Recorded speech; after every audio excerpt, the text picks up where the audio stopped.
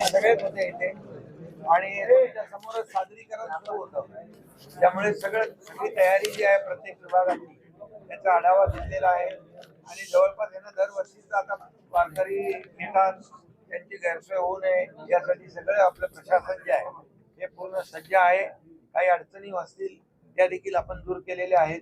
कुठली गैरसोय होऊ नये हीच काळजी सगळ्यांना घेण्याच्या सूचना दिल्या. टीम वर्क म्हणून काम करतायत आणि त्यामुळे मला वाटतं ही आषाढीची वारी अतिशय सुरक्षित, स्वच्छ, निर्मळ आणि आरोग्यदायी होईल. सर, आपण 100-125 कोटीपेक्षा जास्त खर्च करताय, पण हे कामाची क्वालिटी राहिली जाते का, त्याचा उपयोग होतो का? हे बघासाठी एखादा अधिकारी किंवा काहीतरी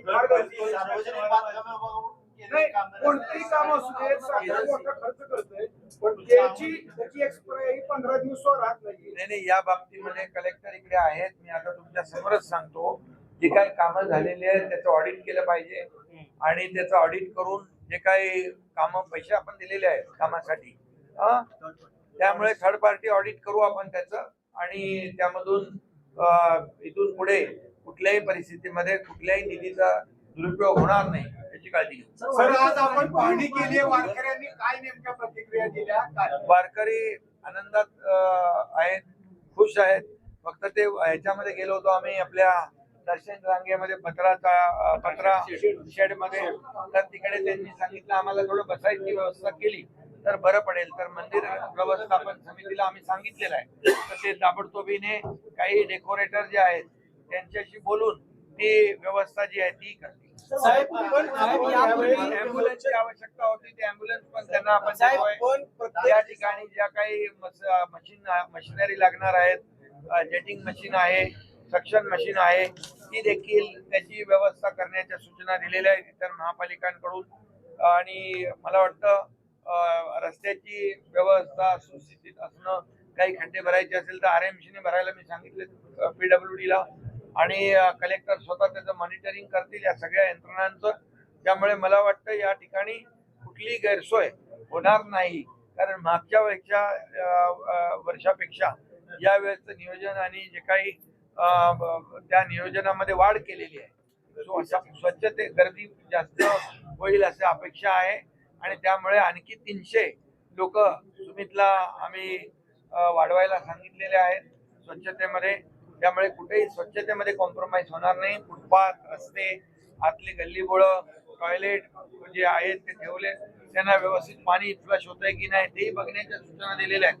मी स्वतः मोबाईल टॉयलेट पाहणी करून आलेलो आहे. ते स्वच्छ नीटनेटके आहेत, परंतु वारी संपेपर्यंत या अशाच प्रकारची स्वच्छता राहिली पाहिजे यासाठी अशा प्रकारच्या सूचना स्वच्छतेवर भर देत आहे. आपण गेली 4-5 वर्ष झालं आपण स्वच्छतेवर भर देत आहे, दिवसेंदिवस त्याच्यामध्ये वाढ होती.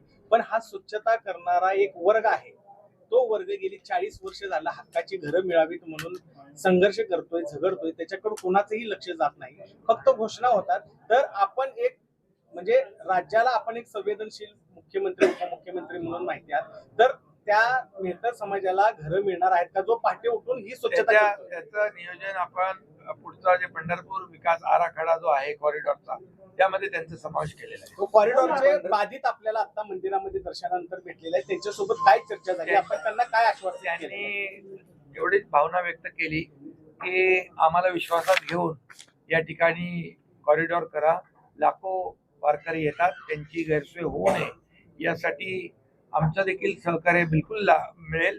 आणि त्यांनी एक मीटिंग मागितलेली आहे. तर त्यांना आम्ही कुठलाही प्रकल्प आपलं महायुतीचं सरकार हे सर्वसामान्य जनतेचं सरकार आहे, सर्वसामान्य लोकांचं सरकार आहे.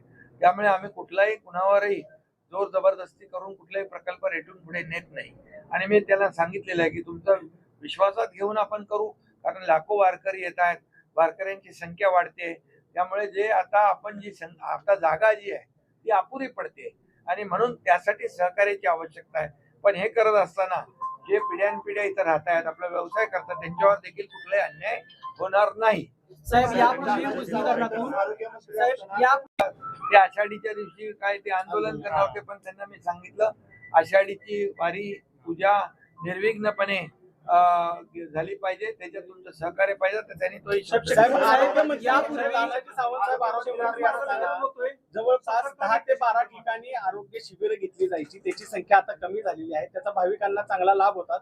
तर ही शिबिर आणखी वाढवणार आहात का? वाढवून आवश्यकतेनुसार आणखी वाढवू. तानाजीरावांच्या टायमाला मी स्वतः पाहणी रेकॉर्ड केली झालं होतं सर त्यावेळेला. आता हा. कमी पडतं. आणि कुठे आरोग्य मंत्री महोदय आपल्या टीमला सांगून टाका कुठे आणखी आपल्याला करायचं आहे ते काय फटाफट तयार होऊन इमिजिएट लगेच चालू करू आपण. दोन ठिकाणी चालू आहे ना? साहेब, यापूर्वी- सूचना करा, करून टाकू. 2 ठिकाणी चालू आहे आणि आता गोपाळपुरात 3 ठिकाणी चालू आहे. तुमच्या टायमाला जे चालू होतं मुख्यमंत्री असताना असे 3 आता चालू आहेत. अजून वाढवायची असेल आपण वाढवूया. साहेब, यापूर्वी- हे भाविकांना ज्या सोयी मिळत होत्या त्या आता नाही मिळत नाही, नाही. ज्या काही मिळत नाही त्या सगळ्या आरोग्य विभागाच्या माध्यमातून आपण सुरू करू.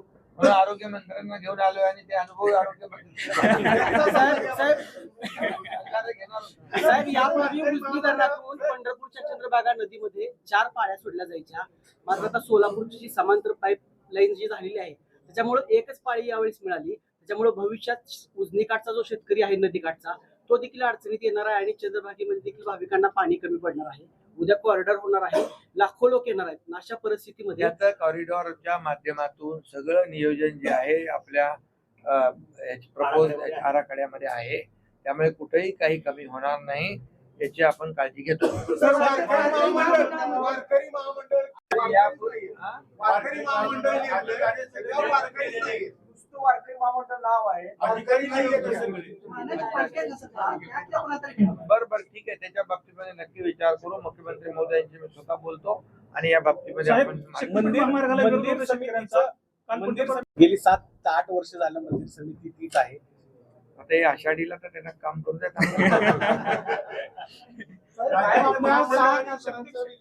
शक्तीपीठ महामार्गाचा विषय साहेब, काल मोठी दिंडी निघाली शेतकऱ्यांची, 13 जिल्ह्यातून विरोध होतोय. तर सरकार काय रेटतंय शक्तीपीठ हे महामार्ग? बघा, समृद्धी महामार्गाला देखील असा विरोध झाला होता, परंतु त्यानंतर लोकांना त्याचं महत्व पटलं. समृद्धी महामार्गामध्ये लोकांनी सहकार्य केलं. आता काही ठिकाणी विरोध होतोय, पण हा प्रकल्प जो आहे जिथं विरोध होतोय तिथून आम्ही काही त्याचा अलाइनमेंट चेंज करण्याचा देखील निर्णय घेतलेला आहे.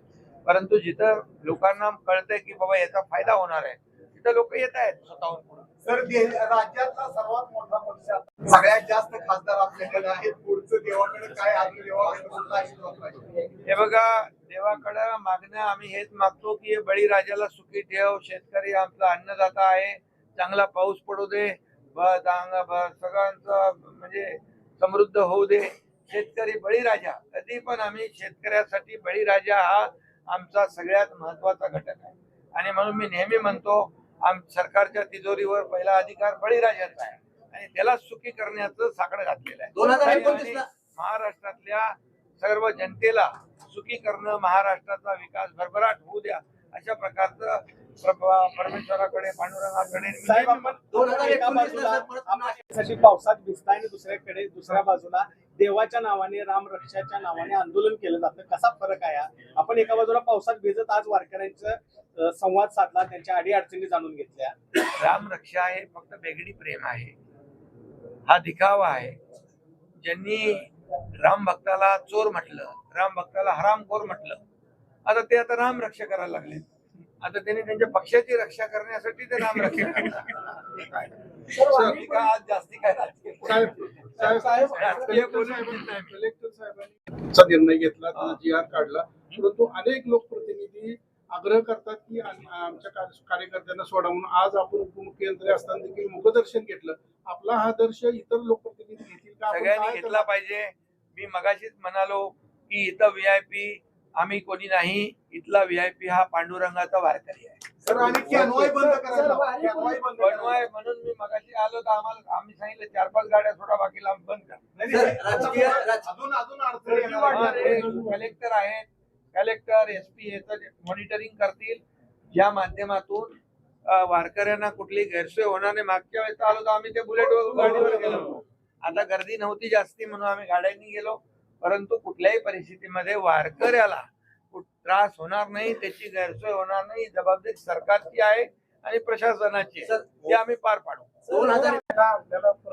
2029 अरे बाबा, आता तुम्हाला पांडुरंगाची पूजा करायला आज मी आलो, पांडुरंगाचं दर्शन घेतलं, पण वारकरी जे आहेत हा सगळ्यात महत्वाचा घटक आहे. त्याची गैरसोय होऊ नये, त्याच्यासाठी नियोजन योग्य असावं म्हणून मी दरवेळेला येतो. आलेलो आहे. त्यामुळे मी समाधानी आहे आणि पांडुरंगाचं दर्शन झालं याच्यापेक्षा काय आहे? आज वारकरी म्हणले की तुम्ही मुख्यमंत्री माशाची पूजा करावी. गुलाबराव पाटील म्हणतात अरे बाबा मागच्या आता कार्तिकी करून दिलं. गुलाबराव पाटील म्हणतात की पवार एकत्र येतात सगळी पवार महाराष्ट्र. ठाकरे कोण त्यांनी टाकाय सर्व ठाकरे पवार काय? अरे बाबा हा राजकीय नको. रमेश म्हात्रेंचा आज न्यायालयाने जामीन फेटाळलेला आहे. त्यांना अटक करा, समर्पण करा असं न्यायालयाने सांगितलं. पक्षाकडून न्यायालयाचा आदर केलेला आहे आणि त्यांनी न्यायालयाचा आदेश मानले. पक्षाकडून काही कारवाई होणार आहे? पक्षाकडून देखील स्वतः खासदार डॉक्टर श्रीकांत शिंदे यांनी त्यांच्या भावना व्यक्त केलेल्या आहेत आणि डॉक्टरांना मारहाण करणं याचं समर्थन कधीच शिवसेनेने केलं नाही, मी कधी करणार नाही. साहेब, चंद्रभागेच्या